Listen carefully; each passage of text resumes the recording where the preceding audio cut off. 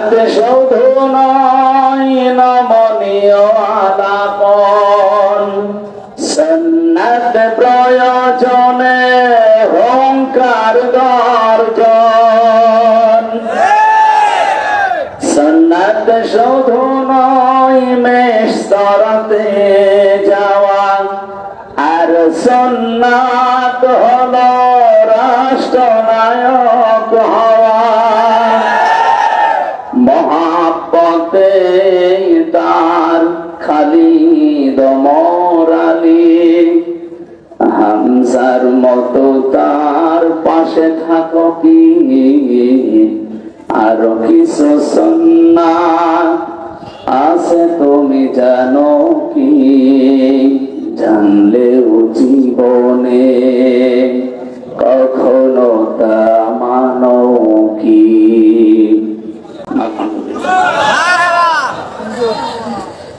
বাংলাদেশের ঐতিহ্যবাহী জেলা বগুড়া সদর থানার অন্তর্গত এড়ুলিয়া চকপাড়া মাদ্রাসায়ে নূরে মদিনার উদ্যোগে হাফেজে কোরআন ছাত্রদের পাগড়ি প্রদান অনুষ্ঠানের সম্মানিত সভাপতি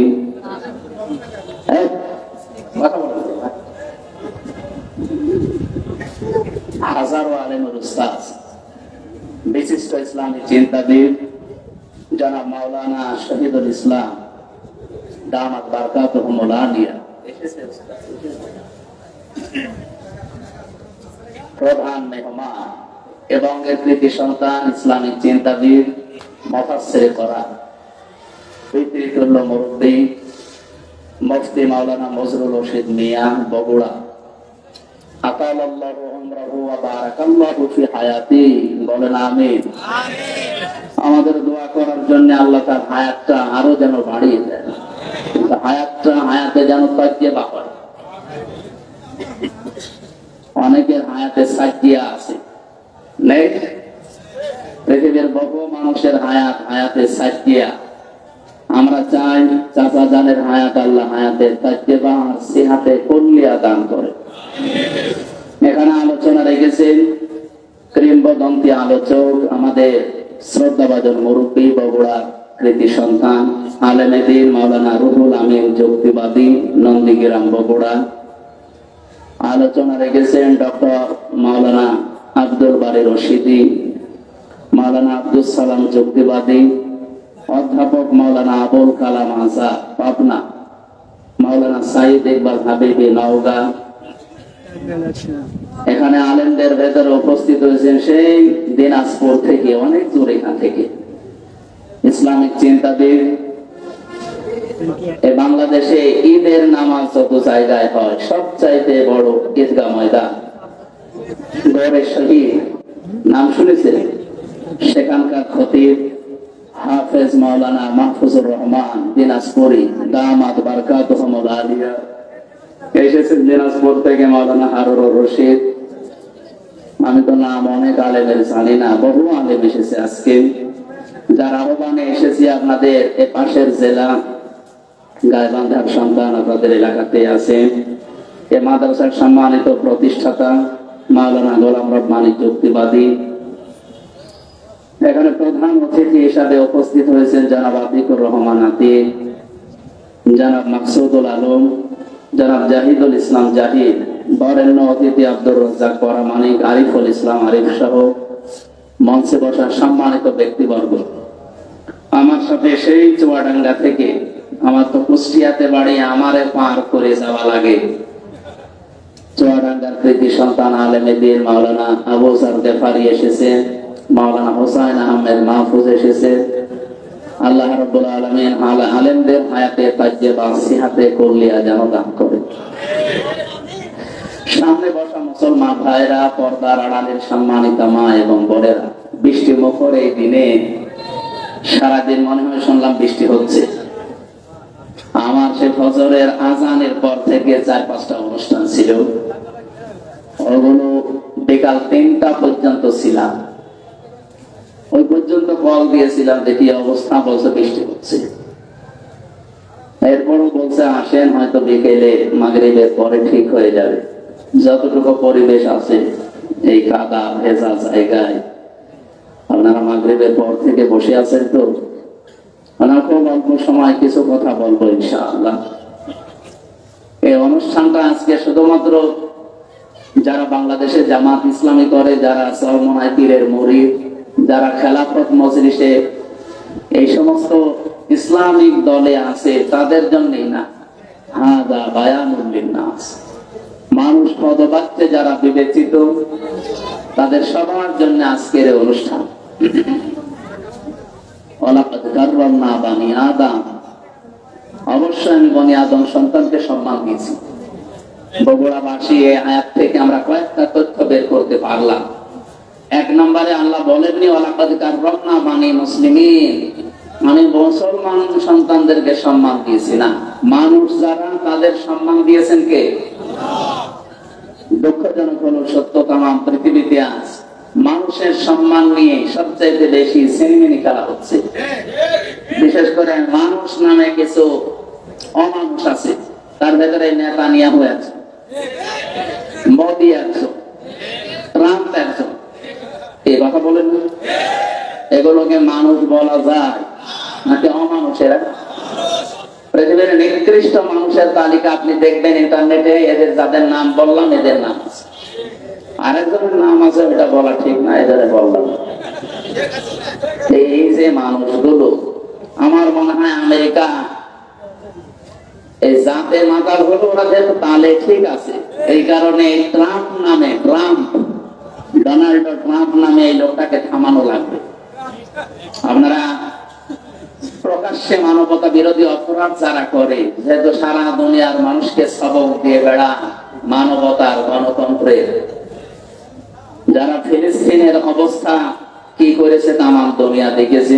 সুতরাং আমেরিকার আমার মনে হয় এই মুহূর্তে উচিত এই পৃথিবীর নিকৃষ্ট জাতি এই ইহুদিদের পক্ষ না নিয়ে, তারা যেহেতু খ্রিস্টান, তাদের নবী হযরতে মুসা আলাইহিসসালামকে, ঈসা আলাইহিস সালামকে এই ইহুদিরা তারা হত্যার দাবি করেছিল যে তাকে আমরা মেরে ফেলেছি। এমনকি তার মা হযরতে মরিয়ম আলাইহিস সালাম, তার চরিত্রের উপরে অপবাদ পর্যন্ত দিয়েছিল এই ইহুদিরা। আপনারা নিজেদের জাতিকে, জাতির যারা কর্ণধার তাদেরকে যারা কলঙ্কিত করে তাদের পক্ষ অবলম্বন করবেন, এটা আপনার বিবেকে মেনে নেয়? এখানে বিবেক যদি কারো কাজে না লাগে, ও কিন্তু আর মানুষ থাকে না। উলাইকা কাল আনআম, আল্লাহ তাআলা বলেন ওগুলো জানোয়ার, বালহুম আদাল, তার চাইতে খারাপ। কি কথা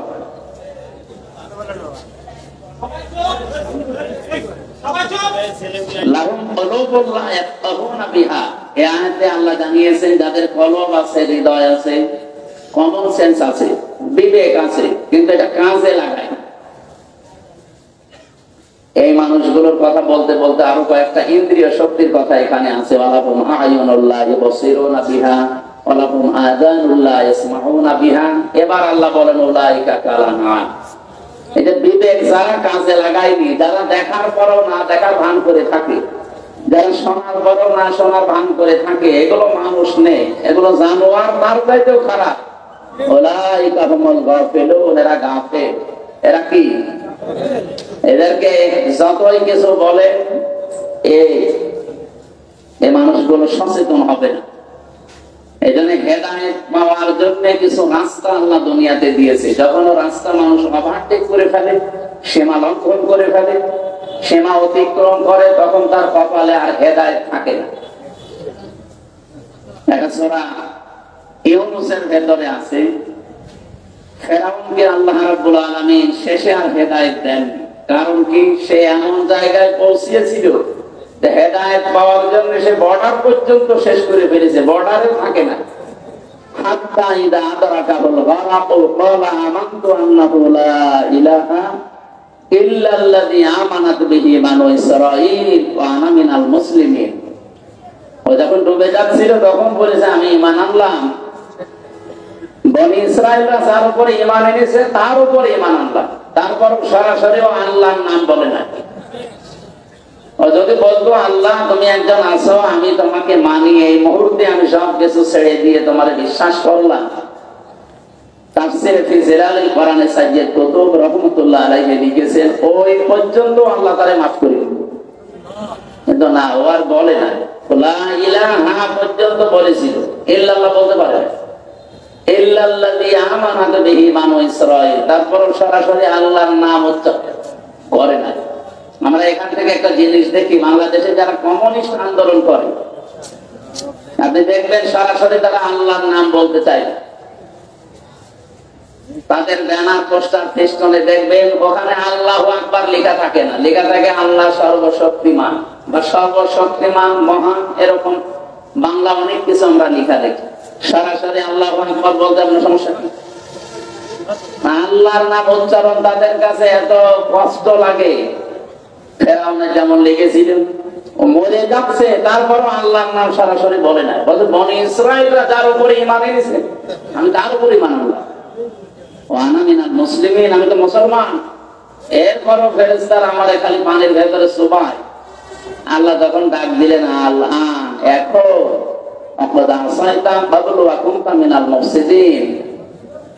এর আগে তুমি তো বড় সন্ত্রাসী ছিলে, তুমি বলা ঠিক না, এখানে তুই বলা দরকার, কারণ তুমি শব্দটা তো সম্মান সূচক হয়ে গেল।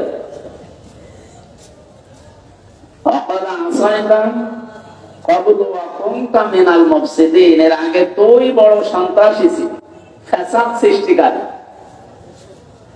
আল্লাহ তাআলা ওই দিন ঘোষণা দিয়েছিলেন, ফালিয়াউমান নুনাচ্ছিকা বিবাদানিকা লিতাকুনা লিমান খালফাকা আয়া, আজকের এই দিনের পর থেকে তোর এই লাশটাকে আমি এসবকে দিয়ে রাখলাম, নিদর্শন দিয়ে রাখলাম, এরপরে যারা দুনিয়াতে আসবে তারা যেন তোকে দেখে শিক্ষা নিতে পারে।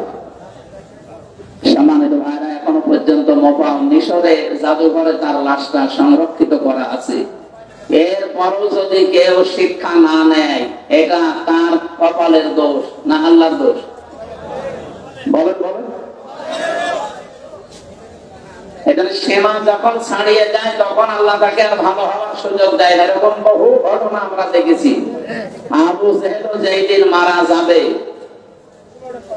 পরে তো পিটিয়ে হাতটা মারি না, একেবারে ঠান্ডা ফ্রিজ মার্কা করে রেখে দিয়েছিল, খেজুরের ডাউ দিয়ে পিটিয়েছিল দুই ভাই, হযরতে মাস মুআবিস রাদিয়াল্লাহু তাআলা আনহুমা, সর্বশেষ আব্দুল্লাহ ইবনে মাসউদ রাদিয়াল্লাহু তাআলা আনহু।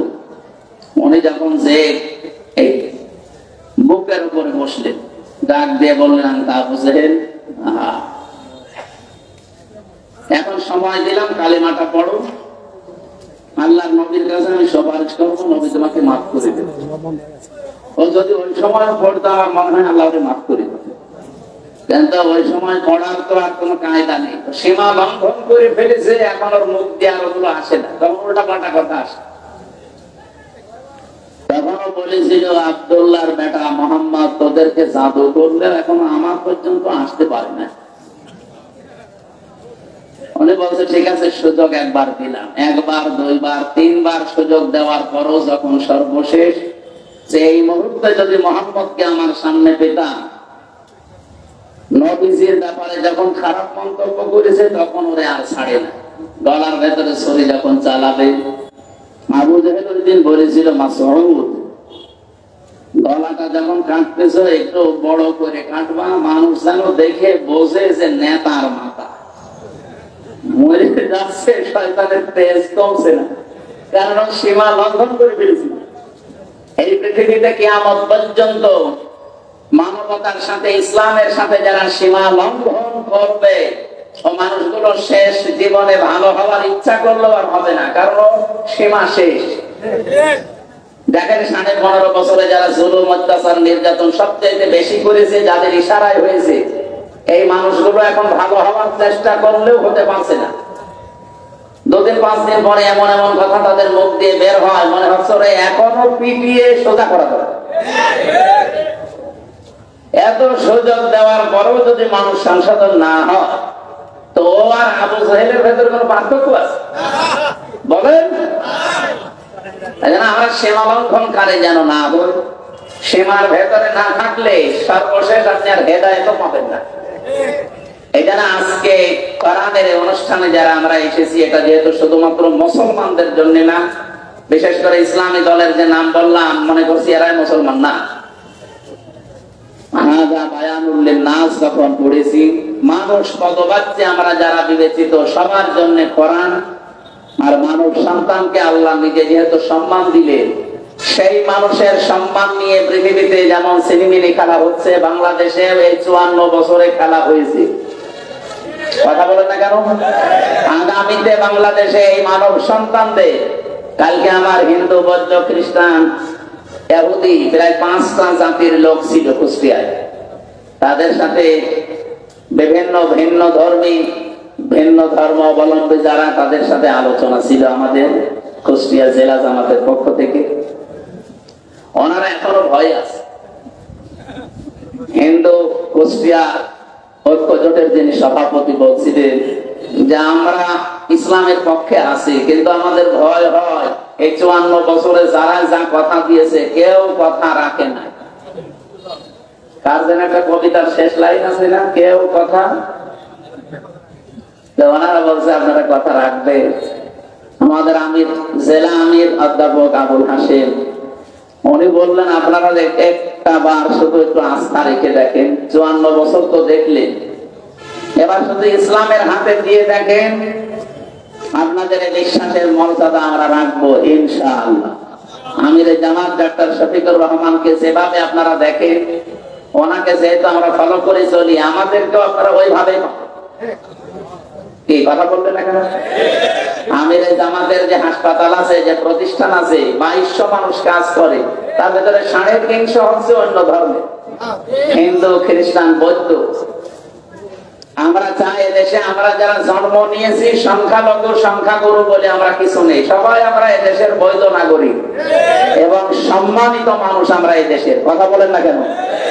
সুতরাং আল্লাহর এই সৃষ্টির ভেতরে সবচেয়ে বেশি সম্মান আল্লাহ যাদের দিলেন, এই সম্মানিত মানুষদের সম্মান নিয়ে আগামীতে কেউ যেন আর সিনেমিনি খেলতে না পারে, সেই ব্যবস্থা এখনই করার সময়। এই ব্যবস্থা করার সময় কিন্তু সামনে আসতেছে। এবার যদি ভোট করেন, 54 বছর না, 108 বছর পার হয়ে যাবে, সুযোগ আর পাবেন না।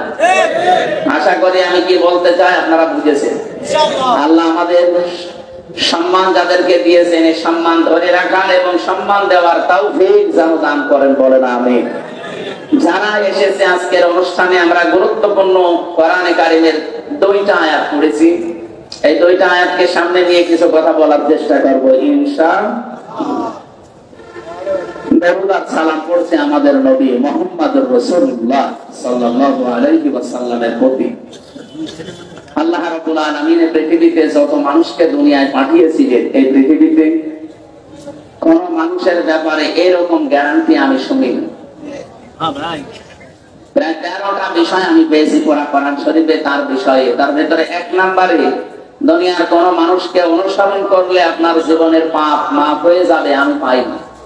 কিন্তু মুহাম্মদুর রাসূলুল্লাহকে অনুসরণ করে যদি জীবন চালায়, আল্লাহ তাকে মাফ করে শুধু দেবে না, আল্লাহ গ্যারান্টি দিয়েছেন, কুল ইন কুনতুম তুহিব্বুনাল্লাহা ফাত্তাবিউনি ইউহিব্বুকুমুল্লাহ ওয়া ইয়াগফির লাকুম যুনুবাকুম। হে নবী, আপনি বলুন, তোমরা যদি আল্লাহকে ভালোবাসি এই দাবি করো, ফাত্তাবিউনি, আমি রাসূলের অনুসরণ করো। এ পর্যন্ত যদি কেউ মানতে পারে, আল্লাহ বলেন ইউহিব্বুকুমুল্লাহ, আমি আল্লাহ নিজেই তাকে ভালোবাসবো। ভালোবেসেছি এ কথা এখানে নেই। ইউহিব্বুল মুজারে, বর্তমান, ভবিষ্যৎ, প্রেজেন্ট, ফিউচার। কেউ যদি রাসূলকে অনুসরণ করে, আমার আল্লাহ তাকে ভালোবাসা আরম্ভ করবে।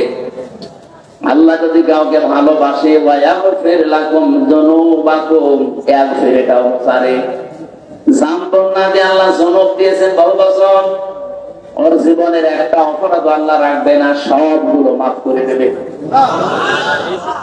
আমার মনে হয় এখানে আমরা অনেকে জন্মের পর থেকে শুনতেছি, একটা তথ্য এখানে পাবেন যেটা এখনই আমাদের শুনলে মানতে মনে চাইবে। এদিকে তাকান, আল্লাহ তাআলা বলেন, কুল ইন কুনতুম তুহিব্বুনাল্লাহা ফাত্তাবিউনি। নবী আপনি বলেন, যদি তারা দাবি করে যে আল্লাহ তোমাকে ভালোবাসি, এ দাবি আমাদের আছে না? দল আমাদের আলাদা থাকতে পারে, আল্লাহকে আমরা ভালোবাসি, এ দাবি আমাদের সকলের আছে, এমনকি অন্য ধর্মের লোকদেরও আছে। কালকে যে হিন্দু দাদা কথা বলছিলেন, মানে প্রথমেই শুরু করলেন যে আমাদের আল্লাহ। প্রথমটা কথা শোনার পরে মনে করলাম একটা হিন্দু মানুষ আল্লাহর নাম বলে।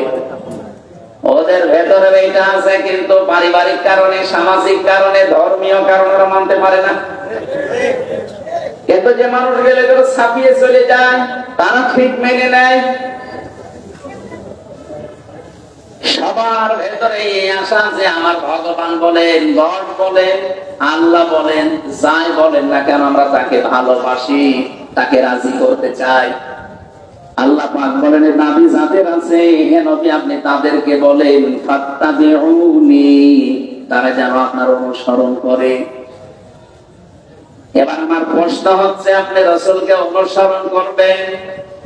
এই বাংলাদেশে বহু মানুষ বলে যে আমরা নবীওয়ালা কাজ করি।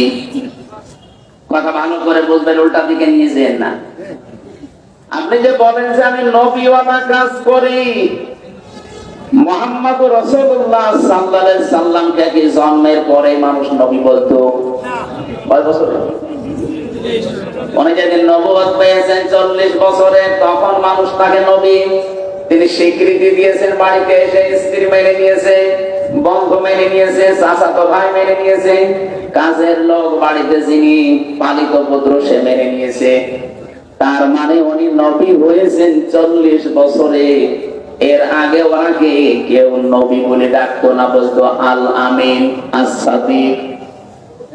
আপনি যদি তাহলে নবীওয়ালা কাজ করতে চান, উনি যেদিন নবী বলে স্বীকৃতি পেলেন, ঘোষণা হয়ে গেছে, ওই দিন থেকে জীবনের শেষ দিন 63 বছর, এই 23 বছর আপনাকে মানা লাগবে, পঙ্খানুপুঙ্খানু অনুসরণ করা লাগবে। 23 বছরের জীবন আমাকে অনুসরণ করো, আমাকে দেখে দেখে চলো। এখানে তাবউন মানে দেখে দেখে চলা। আমার সামনে একটা লোক হেঁটে যাচ্ছে, কিভাবে পা দেয়, কিভাবে মাজা দেয়, কিভাবে হাত নাড়ে, কিভাবে বডি, এভাবে দেখে দেখে পা ফেলার নাম হচ্ছে তাবউন। রাসূলকে সামনে রেখে আপনি অনুসরণ করবেন। এখন আমার প্রশ্ন, এই অনুসরণ কি আপনার আংশিক না পূর্ণাঙ্গ? বলে বলে এইটার জন্য আমি এই পর্যন্ত এসেছি। আজ বাংলাদেশ সহ বিশ্বে বহু মানুষ আমরা রাসূলের অনুসরণ করছি, কিন্তু আংশিক, পূর্ণাঙ্গ না। আংশিক অনুসরণ করেছিল অনেকেই, তারা মাপ পায়নি। কিন্তু পূর্ণাঙ্গ অনুসরণ যারা করেছে তারা মাপও পেয়েছে, জান্নাতের সুসংবাদ পেয়েছে। নবীজির পুরা জীবনী আপনি পড়বেন, সাহাবায়ে কেরামের জীবনী পড়েন, বহু কাফেরের জীবনী আমি পড়ে দেখেছি। বহু মানুষ রাসূলকে ভালোবাসতো আংশিক, কিন্তু রাসূলকে অনুসরণ করার ক্ষেত্রে তারা পূর্ণাঙ্গ রূপ দিতে পারে না। এই জন্য আল্লাহ তাদেরকে মাফ করে না, জান্নাতেও দেয় নাই। আব্দুল্লাহ বিন উবাইয়ের নাম আমরা জানি অনেকেই। এই লোকটা রাসূলের এত অনুসরণ করেছে, তার পুরা জীবন আমি পড়ে মাত্র 2টা ভুল পেয়েছি। 1 নম্বরে উহুদের ময়দান থেকে 300 মানুষ নিয়ে ভেগে গিয়েছিল। 2 নম্বরে ও রাজনৈতিক জীবনে বিশ্ব নবীকে মানত না, ওর আদর্শ ছিল আবু জেহেল। রাসূলের পেছনে নামাজ পড়েছে, রাসূলের মতো জামা গায়ে দিয়েছে, রাসূলের মতো দাড়ি রেখেছে। আর এমন কোন কিছু আমি পাইনি জীবনে যে অনুসরণ রাসূলের মতো হয়নি, সব রাসূলের মতো। শুধু রাজনৈতিক জীবনে বিশ্ব নবীকে নেতা মানে নাই, ওর নেতা ছিল, আদর্শ ছিল আবু জেহেল। এতটুকু কারণে যদি আল্লাহ তার জন্য আয়াত নাযিল করে জাহান্নামের ঘোষণা দিয়ে দেয়, আজ এই বাংলাদেশের যে মানুষগুলো অনুসরণ করছেন রাসূলকে আংশিক, পূর্ণাঙ্গ না, বলেন তো আপনাকে আল্লাহ কি এখনো ভালোবাসা আরম্ভ করেছে? না। ফাত্তাবিউনি, এ পর্যন্ত আপনাকে অনুসরণ করা লাগবে, আংশিক না, পূর্ণাঙ্গ। আপনার নাম রাখা থেকে শুরু করে একেবারে মৃত্যু পর্যন্ত এই জন্য আয়াতে আল্লাহ জানালেন ওয়া'বুদ রাব্বাকা হাত্তা ইয়াতিয়াকাল ইয়াকিন। সূরা হিজরের 99 নম্বর আয়াতে আল্লাহ বলেন, হে নবী, আপনার রবের ইবাদত করবেন ওই দিন পর্যন্ত যতদিন আপনার কাছে ইয়াকিন না আসে। ইয়াকিন মানে মৃত্যু। ইয়াকিন মানে কি? যতক্ষণ পর্যন্ত আপনার কাছে মরণ না আসে আপনি ততক্ষণ ইবাদত করবেন। যেহেতু রাসূলের অনুসরণ করা লাগবে আংশিক না পূর্ণাঙ্গ, তাহলে আল্লাহ আপনাকে ভালোবাসা আরম্ভ করবে, আরম্ভ করে না। তাহলে এখন আমাদের উচিত হচ্ছে আমাদের অনুসরণ করা লাগবে মাথা থেকে পা পর্যন্ত, রান্নাঘর থেকে আন্তর্জাতিক জীবন পর্যন্ত। কি আংশিক আংশিক না পূর্ণাঙ্গ? এই পূর্ণাঙ্গটা বলতে গেলে কিছু মানুষের মন পাওয়া যায় না। আমরা তো পূর্ণাঙ্গ অনুসরণের কথা বলি। আপনি যখনই পূর্ণাঙ্গ অনুসরণ আরম্ভ করে দেবেন তখন আল্লাহ আপনাকে ভালোবাসা শুরু করবে। তাহলে এই দেশে যে আলেম, যে ইমাম, যে মুসলমান এখনো রাসূলুল্লাহকে পূর্ণাঙ্গ অনুসরণ আরম্ভ করে নাই, তাকে আল্লাহ ভালোবাসা শুরু বলেন না, করে না। আপনি পূর্ণাঙ্গ অনুসরণ আরম্ভ করার নিয়ত করেন, এখন থেকেই যদি আপনি কাজে লেগে পড়েন যে আমি এখন থেকে বিশ্ব নবীকে 40 থেকে 63, তিনি যেহেতু নবী ছিলেন এই সময়টা, আমি পূর্ণাঙ্গতাকে অনুসরণ করার সিদ্ধান্ত নিয়ে মাঠে নেমে পড়লাম। যখন নেমে পড়বেন তখনই আল্লাহ আপনাকে ভালোবাসা শুরু করবে। আর আল্লাহ যদি আপনাকে ভালোবাসা আরম্ভ করে দেয়, আল্লাহ বলেন ওয়ায়াগফির লাকুম যুনুবাকুম, একটা গুনাহ তো রাখবো না, পুরো জায়গাটা আমি আল্লাহ মাফ করে পরিষ্কার করে দেব। যেহেতু জানবন আল্লাহ দিতে পারতেন, যুনুব দিয়েছেন, একটা গুনাহ থাকবে না। বাংলাদেশে বগুড়াতে যে থানা আছে, আপনি যদি কোনোদিন অপরাধ করেন দেখবেন ওই থানাতে সাটে আপনার নাম লেখা হয়ে যায়। আপনি হয়তো মামলা থেকে অব্যাহতি পেলেন, থানা থেকে বের হয়ে চলে আসলেন, আপনার নাম কিন্তু মুছবে না, নাম থাকবে। আবার অপরাধ করবেন, আবার নাম উঠবে। আল্লাহ পাক বলেন আমি এমন ভাবে ওয়ায়াগফির লাকুম যুনুবাকুম, গুনাহগুলো এমন ভাবে মাফ করে দেব ওই জায়গাটা তো পরিষ্কার হয়ে যাবে, ফাঁকা থাকবে না। আমি আল্লাহ ওই জায়গাতে নেকি দিয়ে ভরাট করে দেব। এটা নেকি দিয়ে ভরাট করে দেব, এটা কোথায় আছে? সূরা ফুরকানের 71 নম্বর আয়াতে আছে, 70 নম্বর আয়াতে ফাউলাইকা ইউবাদদিলুল্লাহু সাইয়্যাতিহিম হাসানাত। আল্লাহ পাক যেন কুদরতি আঙ্গুল এভাবে দিয়ে দেখাচ্ছে, ফাউলাইকা, এই মানুষগুলো, এই বগুড়া চার মাথা না কয় মাথা এটা?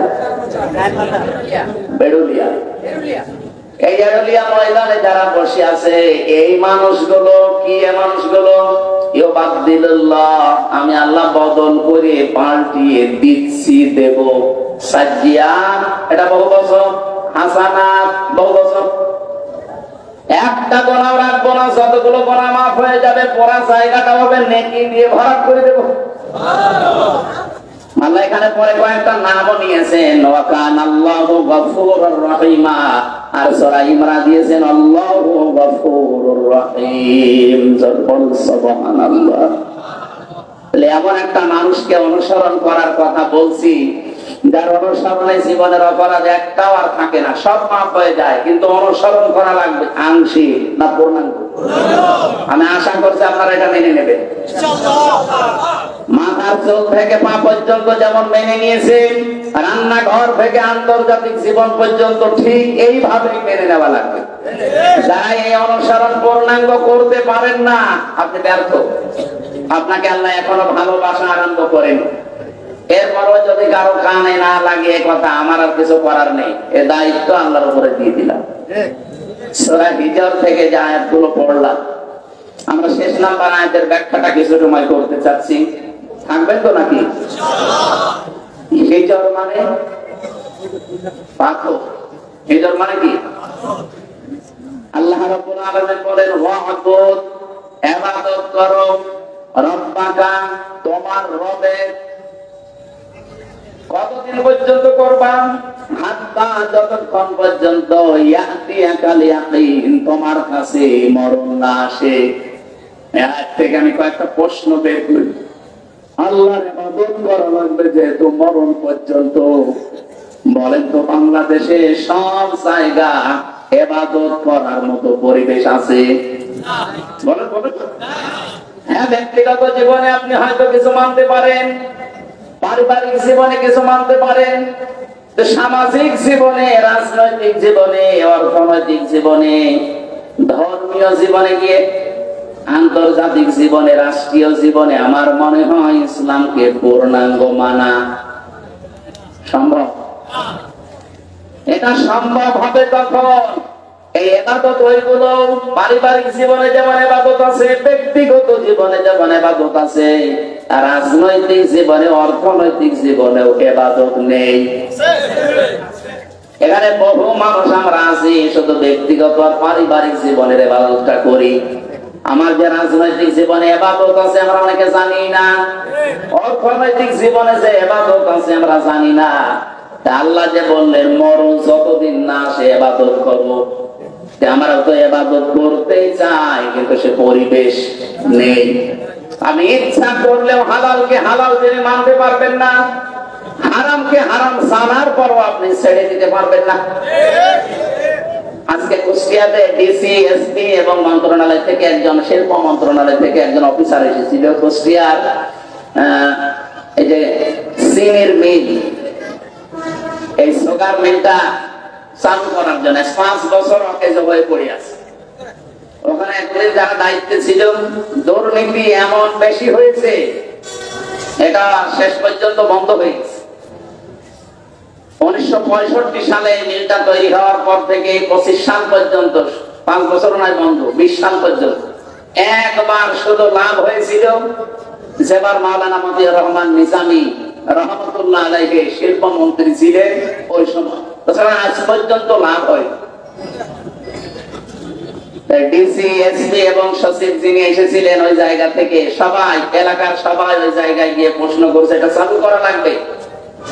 ওনারা বলছে চালু করা তো লাগবে, কিন্তু এখানে যে বাজেট 300 কোটি টাকা লাগবে। আমার মনে হয় 300 কোটি টাকাও সরকার দেওয়া সম্ভব, কিন্তু টাকাগুলো 300 কোটি উপর থেকে বাজেট হয়ে আসতে আসতে সর্বশেষ 300 টাকা থাকতে পারে।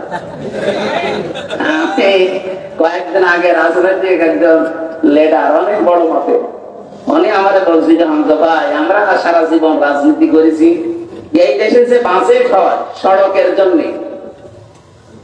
এই বাজেট গুলো আমরা হিসাব করে পেয়েছি 100 টাকা যদি বাজেট হয়ে আসে, এই সলিমদ্দি পর্যন্ত আসতে আসতে আর 3 টাকা থাকে। এই রাস্তাটা যদি 100 টাকা দিয়ে বাজেট করে করেন তাহলে 100 বছর যাওয়ার কথা। ওটা যদি 97 টাকা খেয়ে ফেলে আর 3 টাকা দিয়ে করে, ওটা কয় মাস যাবে? বলেন বলেন, কোথায় 3 টাকা, কোথায় 97 টাকা? শেষ পর্যন্ত দেখা যায় 3 মাস পরে রাস্তা হয়ে যায় ডেলিভারি রোড।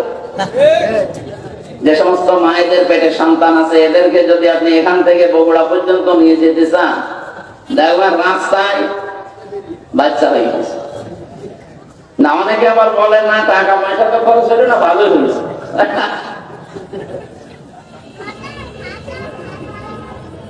এই মেলটা চালু করার জন্য আজকে এলাকাবাসী সবাই এসে ডিসি, এসপি সাহেবকে বলছিল যে আপনারা উদ্যোগ নেন। উদ্যোগ নিয়ে করবে কি? কারণ এই টাকাগুলো তো আসা লাগবে জায়গা পর্যন্ত। এই জায়গা পর্যন্ত আসার আগে যদি 8-10 হাতে এগুলো বিনোদন হতে হতে শেষ পর্যন্ত 300 কোটি টাকা,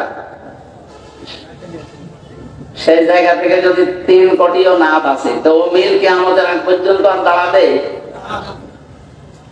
এই জন্য আমাদের উচিত হচ্ছে, আমি যেটা এখান থেকে বোঝাতে চাই আপনাদেরকে, ইবাদত করার মতো পরিবেশ এখানে নেই। ডিসি সাহেব প্রায় 7-8টা পয়েন্ট বলছিল যে আমি চালু করতে পারছি না, এটা শুধু আমার হাতে না, এখানে আরো অনেক ডালপালা আছে যারা হালালকে হালাল পন্থায় এনে কাজে লাগাবেন পারছেন না, কারণ রাষ্ট্রে ইবাদত করার মতো সেই পরিস্থিতি নেই। এখানে আমাদের উচিত আমরা এমন একটা দেশ গড়তে চাই যেখানে আমরা নির্বিঘ্নে ইবাদত করতে পারি। কি কথা বলেন না কেন? আমাদেরকে যিনি বানিয়েছেন ইবাদত হবে তার, আমরা এমন ইবাদত করব যেন ইবাদতে বাধা না আসে। এদেশে ইবাদতে বাধা আসে না? বলেন আসে না? এমনকি অনেকে আমরা বাস্তবতায় বাধ্য হই নিজের কর্ম জীবনকে কলুষিত করার জন্য। এই যে প্রশাসনে যারা আছে, বিশেষ করে আগস্টের 5 তারিখের আগে ওই পুলিশ তো এখন অন্তত ওই মনোভাব নিয়ে এখন আর কাজ করছে না। এখন অনেকেই পরিবর্তন হওয়ার চেষ্টায় আছে। এই জন্য আমাদের দাবি হচ্ছে ইসলাম যদি এই দেশে ক্ষমতায় যায়, আমরা বহুবার বলেছি এটা আমরা, যেহেতু এই বিভাগটা প্রশাসন যেটা পুলিশ, এটা হযরত ওমর বানিয়েছিলেন। সুবহানাল্লাহ বলতে পারেন না? অথচ এদের নাম শুনলে মানুষ এখন ঘৃণা করে। এদের কিছু কাজ কারবারের কারণে জাতির কাছে এরা কালার হয়ে গেছে। আমরা ইসলাম যদি দেশে আনতে পারি, সর্বপ্রথম কাজ হবে প্রশাসনে যারা দায়িত্বে আছে, যে যে বিভাগে কাজ করে, আপনারা 8 ঘন্টা ডিউটি করেন। শুধুমাত্র বাংলাদেশ প্রশাসনে 8 ঘন্টা, এটা ডিউটি 24 ঘন্টা। এখানে আমরা আশ্বাস দিতে পারি ইসলাম যদি এসে যায় এই দেশে, আপনার 8 ঘন্টা ডিউটির পরে যে কয়েক ঘন্টা ডিউটি করবেন ওভারটাইম পাবেন। বাংলাদেশে এমন কোন চাকরি আছে যে 8 ঘন্টা ডিউটি করার পরে আরো 5 ঘন্টা এমনি করা লাগে? যাই করবেন ওভারটাইম পাবেন। এই কথা বলেন না কেন? প্রশাসনকে যদি ওই নিয়মটা করে দিতাম যে 8 ঘন্টা ডিউটির পরে আরো 4 ঘন্টা যদি করেন, আপনার বেতন যদি 40,000 হয়, আরো 20,000 ওর সাথে বৃদ্ধি হবে। ও তখন ঘুষ খাওয়া বন্ধ করবে। আমি একজন ওসির নাম জানি, ওনার বেতন ওই সময় 42,000 টাকা। আমি বিশ্ববিদ্যালয়ে ছিলাম তখন, ওনারে পড়াতাম মাঝে মাঝে। বেতন ওনার 42,000, অথচ ওনার স্ত্রী, মেয়ে আর ছেলে 3 জন ঢাকাতে ফ্ল্যাট নিয়ে যেখানে থাকে ভাড়া হচ্ছে 52,000। বাকি এই 10,000 টাকা কি ফেরেশতাও দিয়ে যায়? অবশ্যই তারা এদিকে দিকে টান মারা লাগে। এখন সরকার যদি ওনাকে 8 ঘন্টা ডিউটির পরে আরো 4-5 ঘন্টা যে ডিউটি করে ওভার টাইম দিত, কি কথা বুঝতেছে? তাহলে ওনার 42,000-এর জায়গায় আরো যদি 30,000 বাড়তো, টাকা কোনো পাচার না করলে 42,000-এর জায়গায় ওরে 30,000 বোনাস না, ওদের ওভার টাইম দেওয়া না, ওরা 50,000 টাকাও দেওয়া দিত। বললাম না 100 টাকা বাজেট হয়, 3 টাকার কাজ হয়, 97 টাকা খেয়ে ফেলে। খেয়ে তাও নিজে রাখলে তো হয়, এগুলো সব পাঠিয়ে দেয় সাহেব পাড়া আর বেগম পাড়ার জন্য। আমি নিজে সাহেব পাড়া থেকে এসেছি, থাকে না, ওরা সব তালা লাগিয়ে ওইখানে থাকে। ভয়, কারণ বাংলাদেশের 20 লাখ বাঙালি থাকে ওখানে। যদি ওরা দেখতে পাই পিটিয়ে মেরে ফেলে, এই জন্য চুরি চুরি করে থাকে। কি বললেন, এই অবৈধ কামাই করি, নিজেও ভোগ করতে পারছেন না। এই জন্য আমার মনে হয় আগামীতে কোন পাগল যেন এই কাজ আর না করে।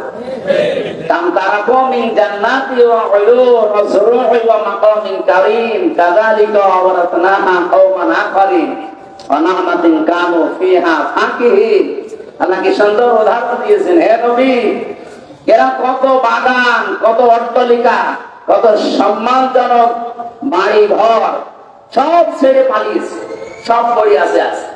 আমার মনে হয় 8 আগস্টের 5 তারিখে আবার আরেকবার নাজিল হয়েছে।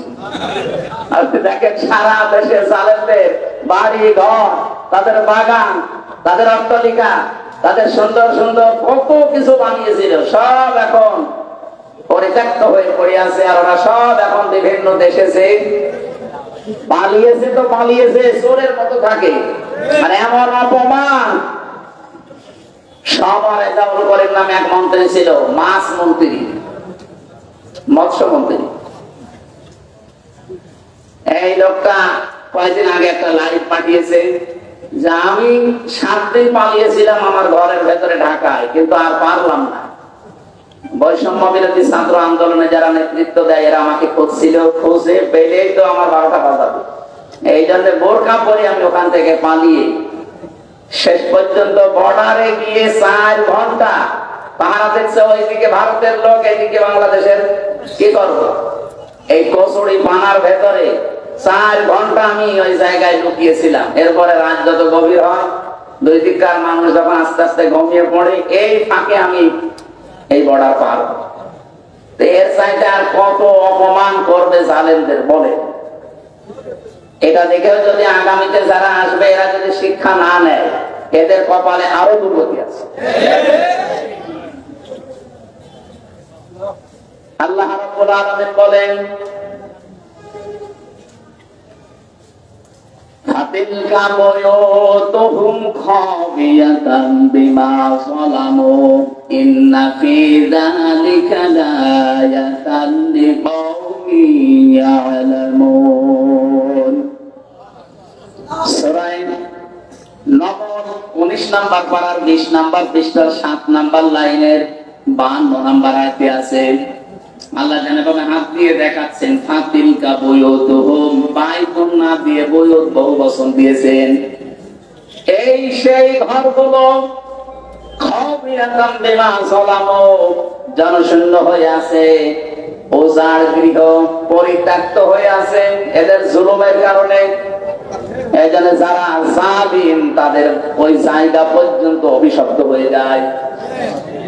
আমি তো আমার কুষ্টিয়ায় দেখেছি হানিফ সাহেবের বাড়ি, ইনো সাহেবের বাড়ি, কামারুলের বাড়ি, ওই জফ মিয়ার বাড়ি, বাড়িগুলো কত জাঁকজমকপূর্ণ ছিল। আগস্টের 5 তারিখের আগে কত নিয়ামত দিয়ে ভরা ছিল, কত বাগান, সুন্দর সুন্দর ফুলের গাছ। আগস্টের 5 তারিখের বিকাল 5টা বাজতে বাজতে ওটা শ্মশান বানিয়ে দিয়েছে কে? আল্লাহ।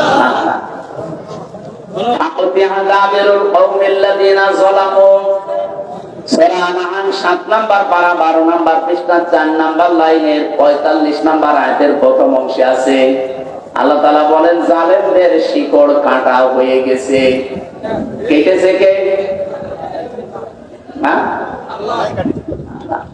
তাহলে প্রতি একটা মজু এই কর্তাকে ফাইলকে জানা নেই। জালেমদের শিকড় কাটা হয়ে গেছে, কিন্তু কেটেছে কে কেউ জানে না। এখন যদি আপনি বাংলাদেশে খোঁজ নেন যে বগুড়াতে যে জালেমদের বাড়ি ঘর ভাঙা হয়েছে, তা ভাঙলো কে?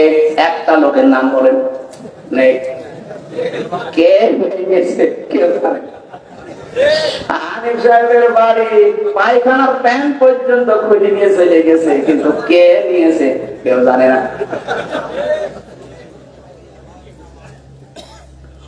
এ পর্যন্ত ছিল। আমি যদি এ পর্যন্ত আয়াত শেষ হয়ে যেত, আমি আয়াতটা পড়তাম না। এর পরেরটা আমাদের জন্য, ইন্না ফি যালিকা লায়াতাল লিকাওমিন ইয়ালামুন। ইন্না মানে অবশ্যই, ফি মানে মধ্যে। আল্লাহ আয়াতের আগে আবার লামে তাকিদ দিয়েছেন, অবশ্যই এর ভেতরে শিক্ষা আছে যারা জ্ঞানী তাদের জন্য। কি শিক্ষা? জালেমদের যে শিকড় ছিল, আপনি আগস্টের 5 তারিখের গফর পর্যন্ত কেউ এ দেশে ভাবে না যে পড়িয়ে যেতে পারে। কথা বলুন, কেউ চিন্তাও করে নাই কোনদিন। আল্লাহ পাক বলেন ওদেরকে শিকড়ের দিকে তাকান। ইউনিয়নের দারওয়ান থেকে সংসদ পর্যন্ত একেবারে থরে থরে জালেমদের সব স্তরগুলো সাজানো ছিল। একটা দুইটা না, কমপক্ষে এক একটা জায়গায় 3টার উপরে স্তর ছিল ওদের। আমি রিমান্ডে প্রায় 7 প্রকার গোয়েন্দা বিভাগের লোক পেয়েছিলাম। ওরা আমার জিজ্ঞাসাবাদ করতে আসতো। যত গোয়েন্দা বিভাগ আছে একটার পর একটা আসে আর জিজ্ঞাসাবাদ করে রিমান্ডে।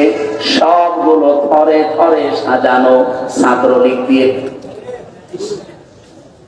আমার যে ধরে নিয়ে এসেছে উনিও ওখানকার, মামলার যে আয়ুন সে ওখানকার, যে ম্যাজিস্ট্রেট আমার মামলায় রিমান্ড দেবে 10 দিন সেও ওখানকার, যারা রিমান্ডে আমাকে কষ্ট দেবে তারাও ওখানকার। এ মামলা যেদিন তোলা হবে, যে পিপি আছে সরকারি পিপি সে ওখানকার, এমনকি যে জজ রায় দেবে সে জজ ওখানকার। আমার কি আছে বলেন তো? না, আমার শুধু একজন উকিল আছে, এরকম এক মুরব্বী উকিল, ওর কথা শুনলেও চলে, না শুনলেও চলে। আমি ঘরে ঘরে দেখলাম প্রায় 7 থেকে 8 প্রকার পর্যন্ত জালেমদের স্তর গুলো সব সাজিয়েছে।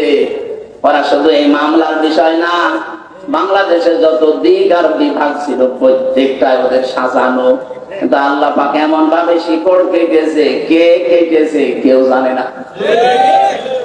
এদের এত বড় শিকড় যদি কেটে ফেলা হয়, আগামীতে যারা চেয়ারে বসবেন তারা যদি এখনই যে আন্টি শান্তি শুরু করেছেন, এইটাই যদি আপনার থাকে, আপনিও বিশ্বাস করতে পারেন 5 বছর পরে আপনার বাড়িও শ্মশান হয়ে যাবে। আশা করি কথা বুঝেছেন। এরপরও যদি না বোঝার ভান করে থাকে, আমার ওয়াজে হবে না। এক লোক শ্বশুর বাড়ি যাওয়ার সময় দেখে যে রাস্তার পাশে একটা গন্ডা কাঁপো কুপু দিয়েছে, না হাসে না। 3 দিন পরে শ্বশুর বাড়ি থাকার পরে যখন ফিরে আসতেছে, দেখে গন্ডার হাসতেছে। বলছে, গন্ডার তোমার 3 দিন আগে কাঁপো কুপু দিলাম, তখন তো হাসলে, এখন হাসতেছে। গন্ডার বলছে, বন্ধু 3 দিন সময় লেগেছে চামড়া ভেদ করে কাঁপো কুপু লাগতে। গন্ডারের তো তার 3 দিন পরে কতটুকু লাগে, আমাদের 54 বছর তো লাগে না। এই লোকটা 54 বছর চিল্লিয়ে বেড়াচ্ছে, এই লোকটা 54 বছর চিল্লাচ্ছে, কাঁপো কত দেখছে কত কায়দায়। হ্যাঁ, কথা বলেন না কেন? কথা বলছে। আমরা গন্ডারকে চাইতেও এই জন্য গন্ডার মার্কা হলে হবে, সেখানে নেওয়া লাগবে। এখান থেকে ইবাদতের পরিবেশ এখনো আসে না। শুধু নামাজের ফরজ 13টা 14টা ওয়াজিব মেনে নামাজ পড়লেন ফরজ মনে করি। আরে ভাই, নামাজ যেমন ফরজ, পর্দা করা কি? পর্দা করার মতো পরিবেশ বাংলাদেশে 100% জায়গায় আছে। কত জায়গায় পর্দাশীল মেয়ে লোকেরা লাঞ্ছিত, অপমানিত হয়। যদি আমরা পরিবেশ তৈরি করে দিতে পারতাম, কেউ সাহস পেত না বোরকাওয়ালা পর্দাওয়ালা কোন মেয়েকে অপমান করা। অর্থনীতিতে যে সমস্ত বিষয়গুলো থাকার কথা, একটাও পাওয়া যায় না। অর্থনীতি যারা চালাচ্ছে, আপনি দেখেন যারা অর্থনীতি পড়ে, মোশারাকা লাগে, মুদারাবা লাগে, মোরাবাহা লাগে, বায়ে সালাম লাগে, বায়ে ইস্তেসনা লাগে, বায়ে মুআজ্জাল লাগে, ওয়াহিদা লাগে, এরকম 28টা নিয়ম পড়েছি। ইসলামী ব্যাংক বাদ দিয়ে বাংলাদেশে কোন ব্যাংকে এই নিয়ম চলে না। যত ব্যাংক আছে আপনি একটা একটা করে দেখান তো, সোনালী, রূপালী, তারপরে চৈতালি আছে, ওটাও কাজে পরে হবে। যত ব্যাংকই বলেন, কোন ব্যাংকে আমরা নিয়ম নীতি পাচ্ছি না। ইসলামী ব্যাংক 100% পারছে না, কারণ যাকাত ভিত্তিক অর্থনীতি যতদিন কায়েম না হবে, ততদিন পর্যন্ত এদেশে 100% সুদ মুক্ত থাকা সম্ভব না। এই জন্য ইসলাম যারা পালন করতে চায়, তাদেরকে আল্লাহ জানিয়েছেন, আল্লাযীনা ইম্মাক্কান্নাহুম ফিল আরদি আকামুস সালাহ ওয়া আতাবুজ যাকাত। আমি যদি আমার ইমানদার বান্দাদেরকে চেয়ার দান করি, ক্ষমতা, তাদের প্রথম কাজ হবে তারা নামাজের বিল এনে নামাজ কায়েম করে দিবে জমিনে। বাংলাদেশের সামনে 300 জন এমপি হবে, 151 জন যদি এবার কোরআনের পক্ষের মানুষ সংসদে যেতে পারে, কি কথা বলে না কেন? তারা প্রথম অধিবেশনেই বলবে, মাননীয় স্পিকার, আমরা নামাজের বিল চাই।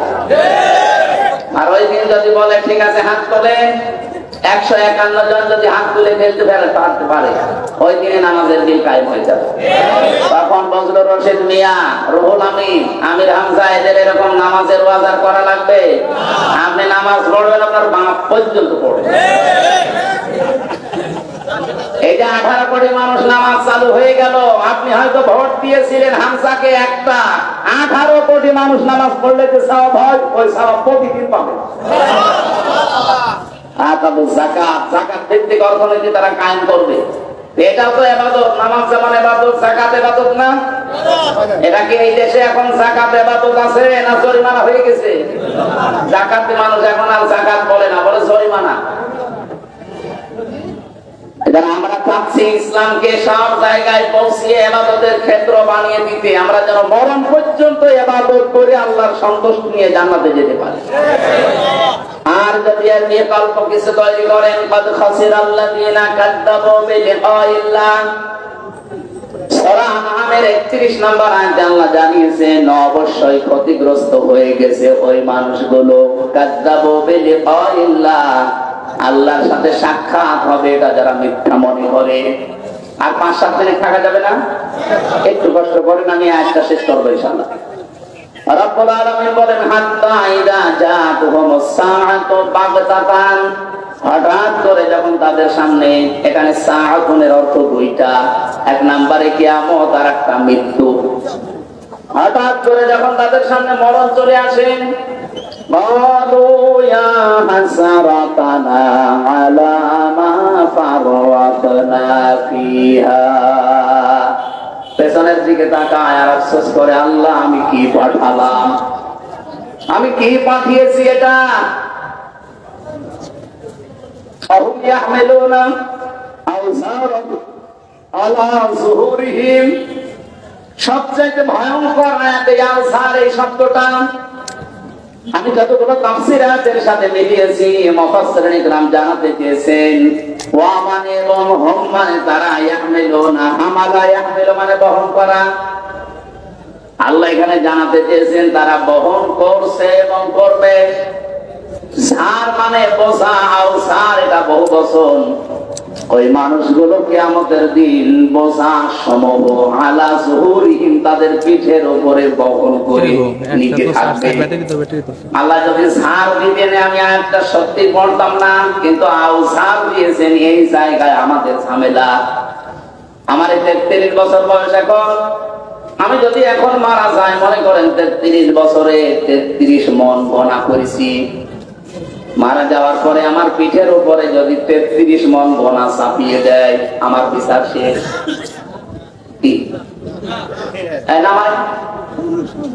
আমি গণা করেছি 33 মন, কিয়ামতের দিন আমার পিঠের উপরে 33 মন চাপিয়ে দিয়েছে, শেষ। মরণের পরে আল্লাহ যদি 33 মনই চাপিয়ে দিত, আমার বিচার শেষ, আমি তো আর বেশি কম করছি না। কিন্তু আল্লাহ আওসার দিয়েছেন কেন? আমি হয়তো 33 বছর বয়সে 33 মন গণা নিয়ে মরে গেলাম, এমন এমন কাজ দুনিয়া আমি রেখে গেলাম, আমি মারা গেছি কিন্তু ওই কাজগুলো মারা যায়নি। আমি এমন একটা সংগঠন বানিয়েছি, আমি মরে গেছি কিন্তু সংগঠন এখনো বেঁচে আছে। ওই সংগঠনের ছেলেরা মানুষের কাছে চাঁদাবাজি করে, ওই সংগঠনের ছেলেরা মানুষের রগ কাটে, ওই সংগঠনের ছেলেরা মানুষকে বিনা কারণে কষ্ট দেয়। আমি তো মরে গেছি 33 মন গোনা নিয়ে, কিন্তু ওরা যা করবে ওগুলো সব ফিলাক্সি লোড হয়ে আমার আমল নামায় জমা হতে থাকবে। মরেছিলাম মাত্র 33 মন গোনা নিয়ে, কিয়ামতের দিন যখন আমি উঠবো 33,000 মন হয়ে যাবে। এরকম মানুষ বাংলাদেশে নেই, নাম ধরা লাগবে। এটা না আমার ভয় হয় এই জায়গায়। আল্লাহ যদি এ পর্যন্ত বলতো, এর পরের শব্দটা মারাত্মক, আলা সামা ইয়াসিরুন, ফেরেশতারা বলবে কত নিকৃষ্ট বোঝা হামজা বসলো, রুহুল আমিন এরা বহন করে নিয়ে যাচ্ছে। আজকে হয়তো সম্মান দিয়ে চেয়ারে বসিয়েছেন, কিয়ামতের দিন আমার গোনা বাড়তে বাড়তে বোঝা হতে হতে যখন 33 থেকে 33,000 মন হয়ে যাবে, কিয়ামতের ময়দানে আমার এই দৃশ্য দেখে ফেরেশতারা বলতে থাকবে, আলা সামা ইয়াসিরুন, কত নিকৃষ্ট বোঝা এরা বহন করে নিয়ে যাচ্ছে। বলেন নাউজুবিল্লাহ। আয়াতটা পড়ার পরে সত্যি আমাদের ভয় হয়। তারপর একটা আশার মানে পেয়েছি, বিশ্বনবী জানিয়েছেন যারা আলেম, কিয়ামতের দিন আল্লাহ সবার সামনে তাদের বিচার করবে না। ময়দানে মাহশারে কঠিন অবস্থায় আল্লাহ পাক নিজে কুদরতে একটা চাদর দিয়ে মানুষটাকে ঢেকে নেবে, আড়াল করে নিয়ে জিজ্ঞাসা করবে, বলছো এই কাজগুলো করেছিলি? আল্লাহ যেহেতু সব জানে, মাথা নিচু করে জবাব দেওয়া লাগবে, আল্লাহ আমি করেছি, আমারে মাফ করে দেন। তার চোখের দিকে, কাকতি মিনতির দিকে তাকিয়ে শেষ পর্যন্ত আল্লাহ বলবেন, গোপনে মাফ করে দিলাম, কাউকে বলবি না, জান্নাতে চলে যা। এইটা চাচ্ছি আমরা। তাছাড়া যদি হিসাব নেওয়া শুরু করে, এখানে যত ভালো ভালো মানুষই আমরা বসে আছি, কেউ পার পাওয়া সম্ভব না। কিয়ামতের দিনে যে হাদিসটা যে ব্যাখ্যা বলেছি, কিয়ামতে যেন আল্লাহ আমাদের সাথে এই আচরণটা করেন, বলেন আমিন। দুনিয়াতে এমনও মানুষ আছে শুধু গোনায়ে জারিয়া বলি আমরা, সাদগায়ে জারিয়া, গোনায়ে জারিয়া আছে। আপনি এমন এমন কাজ করে গেলেন, মরে গেছেন, কিন্তু কাজ জারি থাকবে। এমন এমন ভালো কাজে আঞ্জাম দেওয়া দরকার। মাওলানা যুক্তিবাদী আজকে যে মাদ্রাসাটা বানিয়েছে, কিয়ামত পর্যন্ত যেটা টিকে থাকে, 4 জন হাফেজ হয়েছে, এরা আরো 4 জনকে বানাবে, এরা আরো 4 জনকে বানাবে। এলেম এভাবে ছড়াতে ছড়াতে কিয়ামত পর্যন্ত চলে যাবে।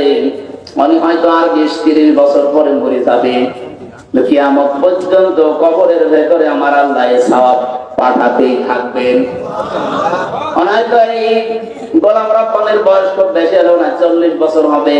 এই 40 বছরে 40 মন নেকি নিয়ে উনি মারা গিয়েছে। কিয়ামতে যখন উঠবে, আমল নামায় দেখবে 40,000 মন নেকি আল্লাহ দিয়ে দিয়েছে।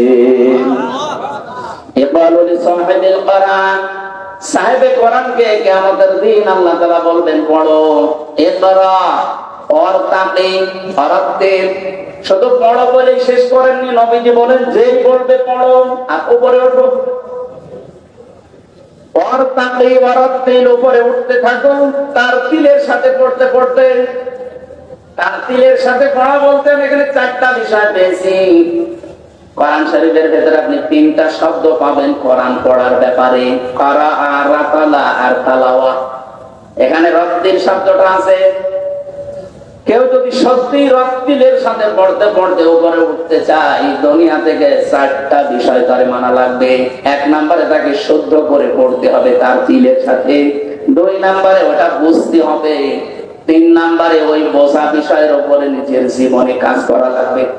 4 নম্বরে ওটা যেন মানুষ মানতে পারে সেই পরিবেশ তৈরি করে দেওয়া লাগবে। আমরা যেহেতু ইবাদতের ক্ষেত্র তৈরি করতে চাই বাংলাদেশে, আর এটা সবচাইতে বেশি এগিয়ে আছে বাংলাদেশ জামাত ইসলামী, ইসলামী ছাত্র শিবির, ইসলামী ছাত্রী সংস্থা এবং অন্যান্য ইসলামী দল যতগুলো আছে, তারা চেষ্টা চালাচ্ছে এই দেশে যেন আমরা পুরা ইসলাম মানে ইবাদত যেন আমরা আল্লাহর মরণ পর্যন্ত করতে পারি, সেই পরিবেশ আমরা তৈরি করতে চাই।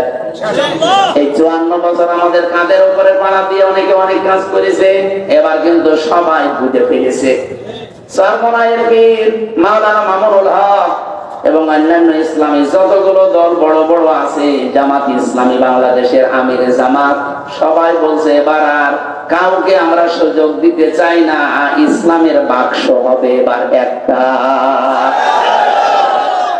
জোয়ার যেভাবে এসেছে, আশা করছি ইবাদতের ক্ষেত্র সারা বাংলাদেশের রান্নাঘর থেকে আন্তর্জাতিক জীবন পর্যন্ত তৈরি হয়ে যাবে ইনশাআল্লাহ। কামা কোনটা তোরাত্তিল ফিদ দুনিয়া, যেভাবে পড়তে দুনিয়ায় ওইভাবে পড়ো। কাইন্না মানসিলা কাইন্দা আখিরি আয়াতিন তাকরাউহা, পড়তে পড়তে যে পর্যন্ত যেতে পারবা ওই পর্যন্ত যে তোমার মনজিলে মাকসুদ হবে। এইজন্য দুনিয়াতে কোরআনের সাথে সম্পর্ক রেখে কিয়ামতের দিন আল্লাহ যদি আমাদের পড়তে বলে, পড়তে পড়তে যেন আরশ পর্যন্ত চলে যেতে পারি। আজকের মাদ্রাসার উদ্যোগে যে অনুষ্ঠান সাজিয়েছেন, এই মাদ্রাসা কিয়ামত পর্যন্ত আল্লাহ কায়েম করে রাখেন। যারা ছেলে মেয়েদেরকে এখানে দিয়েছেন, আপনারা সৌভাগ্যশালী, সৌভাগ্যবান। এই মানুষগুলো অনেকেই হয়তো স্কুলে কলেজে বিভিন্ন কিন্ডারগার্টেনে দিতে পারতেন না, মাদ্রাসায় দিয়েছেন। এলেম শিক্ষা করার পর যদি মনে করেন এই ছেলে দিয়ে কি হবে, কি হবে, আপনি চোখ বন্ধ হওয়ার পরে টের পাবেন। ওর কপালে যা আছে ও তো পর্যন্ত যাবে। আল্লাহ রাব্বুল আলামিন এর মাধ্যমে কিয়ামতে আপনার